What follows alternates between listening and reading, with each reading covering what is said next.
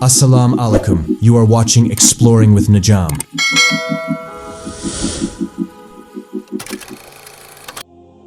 Jerusalem is a place in the world which is considered very sacred for the three major religions of the world: Islam, Judaism, and Christianity. And it is important for Muslims because it is the place of worship of Muslims. Our Prophet Hazrat Muhammad Mustafa sallallahu alaihi wasallam started his journey towards the skies from here and here.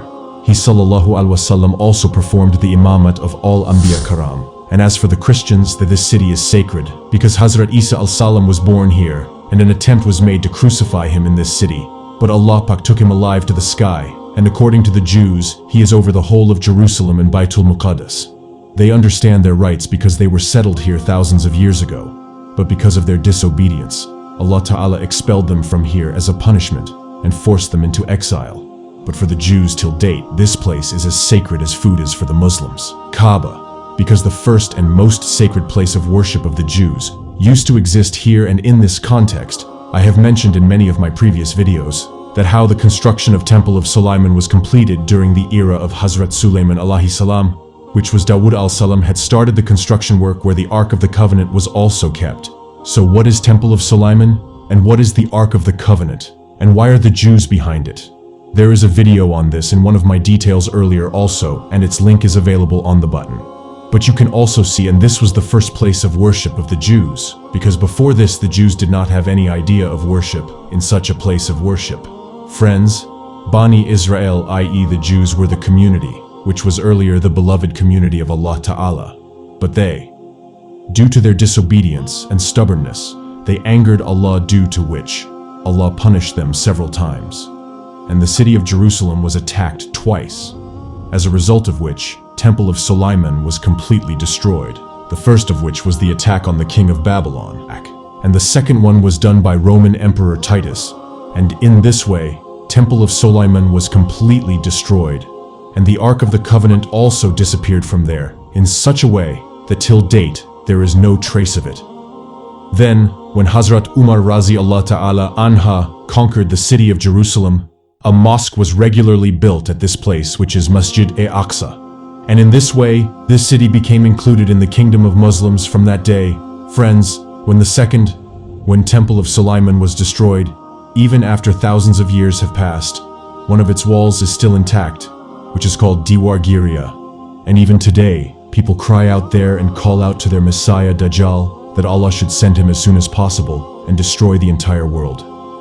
Re-establish the rule of the Jews once again, just as it was during the time of Hazrat Sulaiman alayhi salam. So friends, the wall that is left of Temple of Sulaiman, the Jews even today cry out in front of it and cry out for their Messiah and read the books of the Jews. According to them, their Messiah will be revealed to the world when he will build this Temple of Sulaiman for the third time in place of the Masjid Aqsa. But before that, the sacrifice of 5 red-colored calves will be presented to Allah, and the ashes of those calves will be martyred to the Hakel Aqsa Mosque. The foundation will be laid, after which their Messiah, Dajjal, will appear on the world as their king, and will once again establish their rule just like it was during the time of Hazrat Sulaiman al-Salam, whereas Allah called this Messiah as the passion present within the night. According to this, 2,000 years ago, Hazrat Jesus was created and sent towards them. When this community thought of Dajjal and tried to get him murdered, then Allah took him alive to the sky.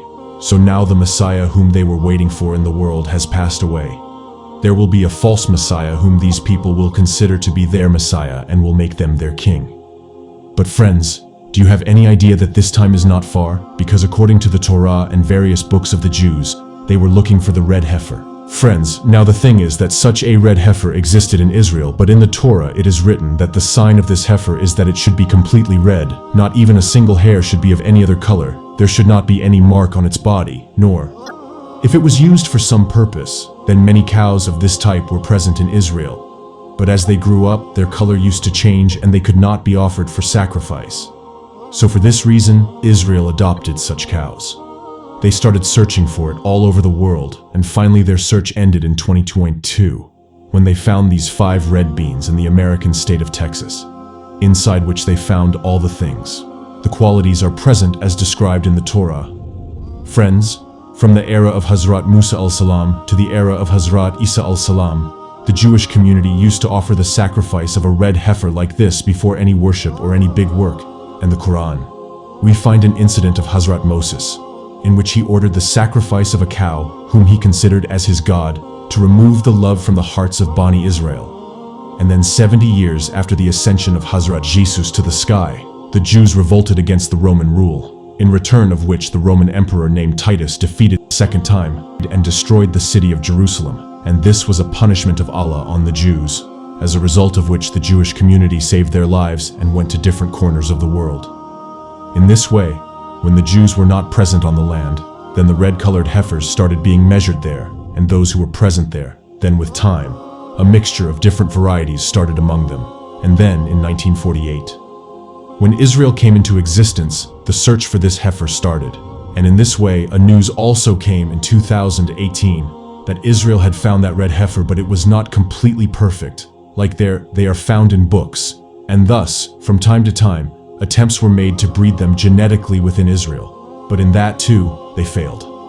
Finally, after 2,000 years, on 16 September 2022, they were brought to Israel by paying $100,000 from the US state taxes, where they were kept under special surveillance at some unknown place, and according to their owner, not a single hair of these heifers was of any other color, nor had they ever been sick, nor had they been made to do any work so far. This animal is absolutely perfect for this sacrifice, as per the Jewish tradition, and according to the Torah, after the sacrifice of this heifer, its ashes will be used to purify the sins of the priest or rabbi present inside the temple, who will sacrifice them. This sacrifice should be made by a person who has neither touched any dead thing nor committed any sin. And about 7 such people have been selected by the Jews, and preparations for this sacrifice were made on Mount Olivet. And this is the place where the view of the Masjid Aqsa is visible right in front. And on this mountain, garlic trees are also being planted at various places, because the Jewish community knows very well that the Torah of the Jews is the gospel of the Christians and the gospel of the Muslims. There is actually a mention of a religious battle in Ahadis, in which all 3 major religions believe, and which will be the last battle of truth and falsehood, which is called the Battle of Har Majdoon and Armageddon, due to which the Jews have erected garlic trees at various places. They have started planting what is called the Tree of the Jews, and this is the same tree which, according to the Hadith Mubarakah of the Holy Prophet, Sallallahu Alaihi Wasallam, will provide shelter to the Jews in the war, and Israel is cultivating this tree very vigorously. And they are making all these preparations because the Jews know that the time of Har Majdoon and Armageddon is near, about which the Messenger of Allah Sallallahu Alaihi Wasallam had said that this war will be so bloody that if a person has 100 sons, then 999 will be killed in this war. And the battlefield of this war is also said to be a field in the city of Jerusalem. And this war will start at the time when the Aqsa Mosque will be destroyed by martyrs after the sacrifice of these red heifers. For the 3rd time, Haqli Sulaimani will be built, as a result of which the entire Muslim world will stand on one side, and the Jews and infidels will stand on the other side. And according to the Hadith of Rasul, Allah Sallallahu Alaihi Wasallam, when the Jews will be defeated, they will turn to whatever they seek refuge in. Even if I hide behind, that thing will give an indication that there is a Jew hiding behind me. Except this one tree of the garlic tree, nothing else will give shelter to the Jews at that time. Today, we see this tree of the Jewish community on every mountain. It seems that this community has completed the preparations for this war, and is also preparing its own people. But we Muslims are still sleeping. But friends, this is the reality that a very big worldly war is waiting for us, after which the appearance of Hazrat Imam Mahdi is also going to happen.